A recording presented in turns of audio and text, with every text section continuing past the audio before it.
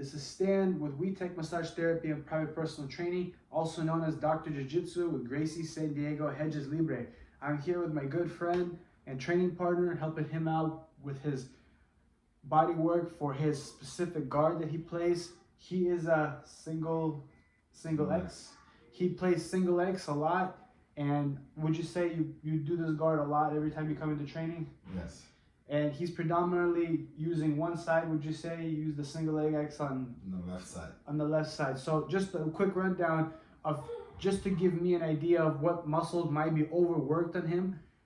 Because this foot is always on my hip, he's always externally rotating his hip and trying to put this foot on my hip. Now, for those of you that do jiu-jitsu, this might make sense. For those of you that do massage or physical therapy, these terms will also make sense even though you don't know the position. However, in a guard, in jiu-jitsu, or in any type of work that you do, we always have a dominant side, whether you're a carpenter, electrician, or typing behind a keyboard or driving, whatever. In particular, in jiu-jitsu, there's a guard called single leg X, and again, he's always having this leg on my hip. So he has to externally rotate this hip and get it up there on my hip bone to prevent me from coming forward. So for me, I'm thinking what muscles might be overactive, how can I fix these imbalances? And I know right away that these muscles, the external rotators of his hip, there's 6 of them. I'm thinking the piriformis, the IT band, even some of the quad muscles also will get involved, but more so the external rotators of the hip are really overworked because he's constantly trying to get that leg up. And what am I doing? I'm constantly pushing that leg down. He's bringing it back up and he's lifting his hips up. So this is a struggle and a battle. Now let's look at this leg. This leg is going underneath my butt like this to cup. So if you imagine I'm standing here, for those who don't know, this leg is on my hip and this leg is cupping my butt. So my foot is trapped. Both legs have to work. This leg is underneath my butt, cupping like this, almost like a leg extension, like a static isometric leg extension.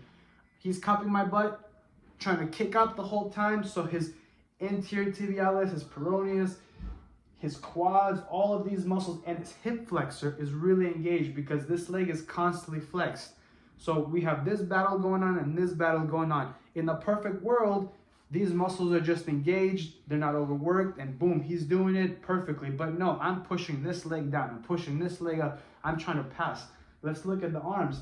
This arm right here, it's not just laying here, it's the right arm. He's yanking and pulling down on my collar or grabbing my wrist and yanking my wrist down. So because this is happening, these muscles are overworked. His rhomboids, his lats, his biceps, he's yanking this arm down. His grips, his forearms, but specifically at this angle, think about doing like a lat pull down and he's constantly doing a close grip or a wide grip, depends on the angle he wants, and they're just constantly hanging.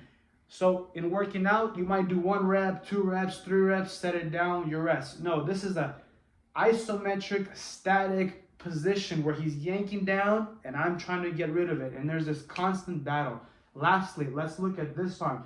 This arm is either reaching for the pants or he can wrap.